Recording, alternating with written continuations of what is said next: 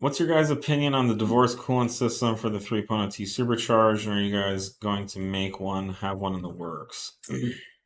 I mean, it's pretty much divorced already. We don't have a full divorce setup. Yeah. It adds some complication, adds some parts. It's another filling and bleeding loop you've got to go through.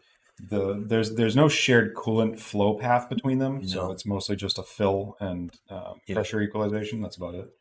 Yeah, I think at one point in the past, there was this idea that the coolant from the engine also went into the intercooler system. And so there was a big movement to make a divorced system.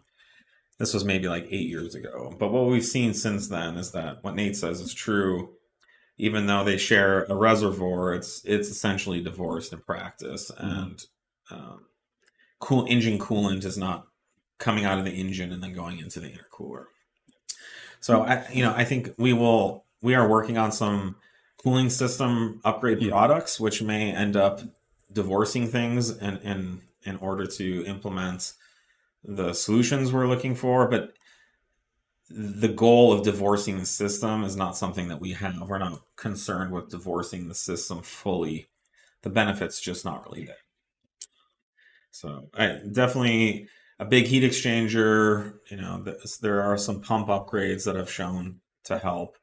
And then really the best advice is to run the least amount of boost you need to achieve your desired level of Well, there's that, acceleration. and one thing I think a lot of people don't maybe consider is when you run a divorce system, you generally your system pressure in the intercooler loop is going to be lower, which makes your pressure differential on your intercooler plates actually greater. So you've got a little more, um, pressure acting on those intercooler walls because you've got less system pressure on the water side than you would normally with the if it was tied into the engine coolant loop. So there's all sorts of little nuances that benefits and negatives each way.